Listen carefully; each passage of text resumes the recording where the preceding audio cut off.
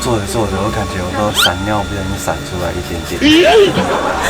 今天这一集，我将带着你们搭着世界上最长的缆车，去探索法国人在越南打造的避暑胜地，还会带你们搭着渡轮，感受岘港最美的夜景。不在家是为了给你带来更精彩的故事。Hello， 大家好，我是佳佳，现在就让我们一起继续这趟精彩的中越探索之旅吧。我们现在要赶快去佛手金桥了。现在是越南的暑假，如果我们不赶快先去的话，等一下可能人就很多了。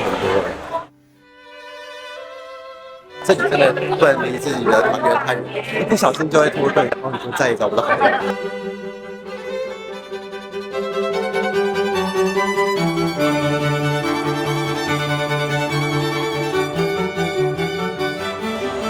这巴拿山的缆车是世界最长的缆车。第一站我们要先来搭他们的缆车，这可是世界最长、海拔落差最大的缆车哦。不敢乱动自己。手要扶着。你不用紧张，这掉下去没有生还的可能。这样比较好。你只能相信他了，好不好？坐缆车是很可怕，但更可怕的是，在那个还没有缆车的年代，要扛着多重的材料，走多远的路，才有现在的巴拿山呀！来了，我已经看到了哦，好大的手哦，安全下装了。落心态。哎，放下。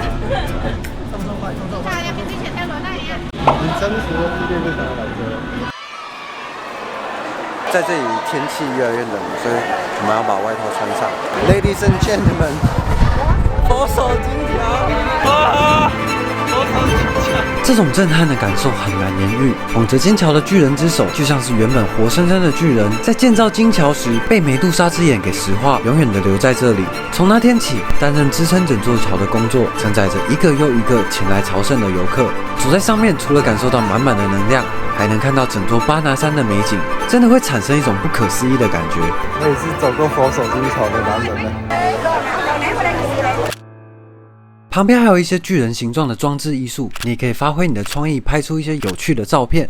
感觉人类天生就是对巨大的东西特别会感到震撼。这里的所有东西都超巨的。在穿过一个美丽的彩虹长廊后，我们来到一个漂亮的欧式花园，这里有很多好看的场景可以拍照打卡。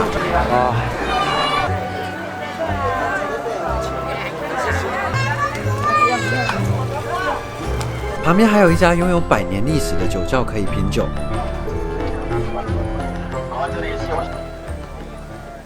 你们有没有发现旁边这是《大话西游》的那些白马、猪八戒、唐僧，还有我们的 Monkey King 孙悟空。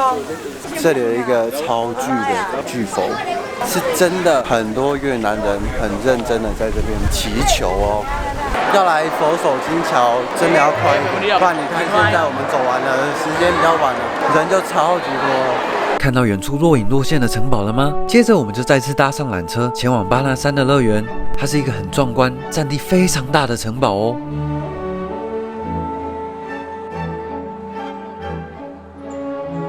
这里有很多纪念品商店，可是我们今天可能没办法逛。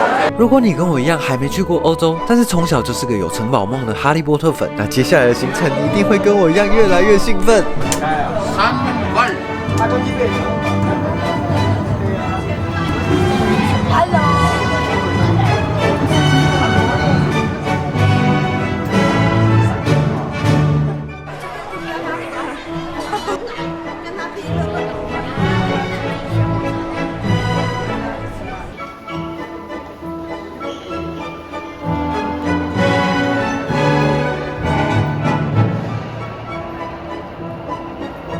有种来到霍格华兹的感觉，越南霍格华兹。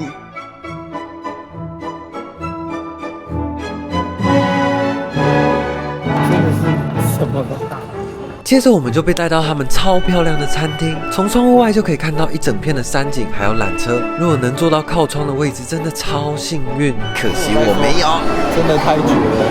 在越南的评论都让我选择障碍咖啡。这里的自助餐不只有传统的越南菜，各国的料理都能在这里夹到，让每一个游客都能在这里吃得心满意足。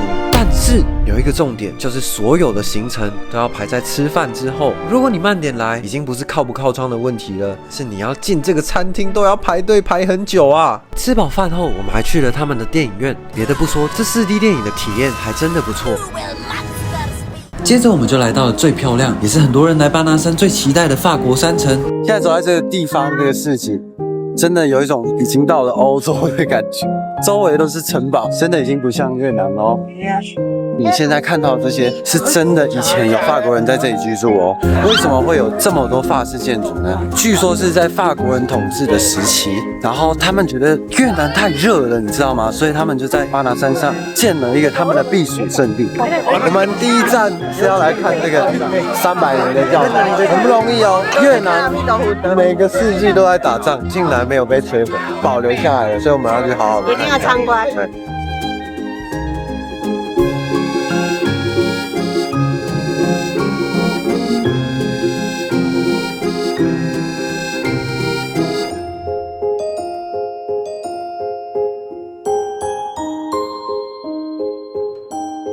亲爱的上帝，求你让我和我的观众们都能平安喜乐，阿们。看了一下人家300年历史的教堂，那个品质还有它的做工，真的没有话说。我们继续沿着两侧的法式建筑往前走，你现在要去巴拿山的最高处。我们开始要爬这个阶梯了，可以看到这是一个中式的一个门，然后呢，上面有一个中式的楼吗？有种走到仙境的感觉。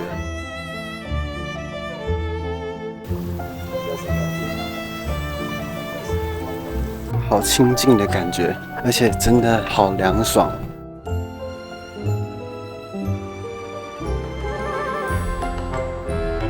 在这个不二法门里面有一个寺庙，然后前面有一个观音，然后是什么的不二法门我不知道。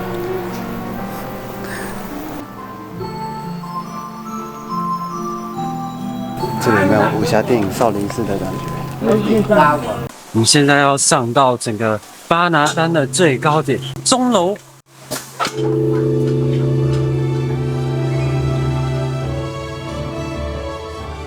在这个法国山城，还有一个你不能错过的地方，那就是啤酒街。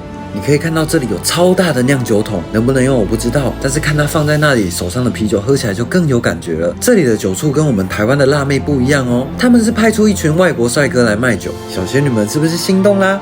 哇，希腊众神在这里齐聚一堂了，来看我们的宙斯。小时候看波西·杰克森就对希腊众神蛮有兴趣。哇，一整排，而且还是孔雀妹哦。园区逛到这边也就差不多结束了。说实话，来巴拿山玩的体验也是蛮靠运气的。像我们回程的时候天气不太好，好几条缆线都已经停驶了。如果你在这个时间点才来到巴拿山，没有缆车坐，根本寸步难行。而且就算让你到了佛手金桥，你在上面也什么都看不到。所以我今天真的算是非常的幸运。这个缆车。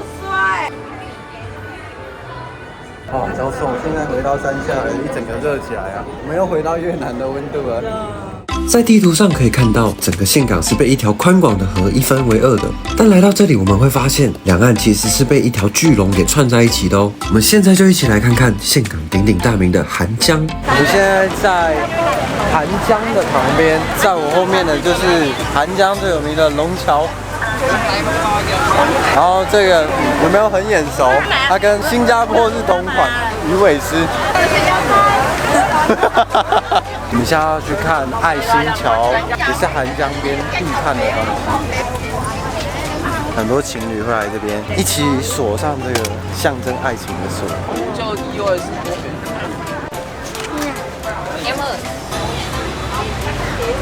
我们现在要去坐岘港韩江很有名的船，晚上坐这种霓虹灯船真的是超嗨的啦！游船绝对是在夜晚的韩江很重要的体验啦。除了可以看越南小姐姐跳舞，导游还帮我们拿来了岘港的特色椰子果冻。然让我们可以边吃边游船欣赏风景。在船上看着岸边灯光闪烁的大楼，还颇有一番上海外滩的姿色，感觉得到岘港这几年的发展还是很不错的。好像没有想象中那么嗨，但是景色还可以啦。重点是他们这韩江不会很臭，没有那种臭味。你们应该知道我在讲什么。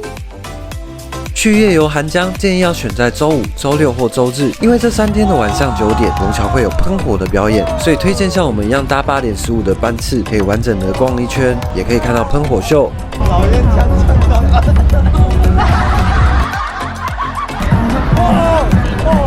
下面的人都是那么多。你会推荐大家来这个行程吗？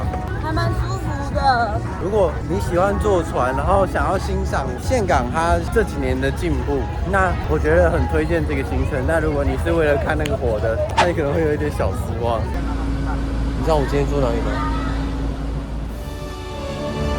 哇，没有在跟演，什么都很巨，什么都很大。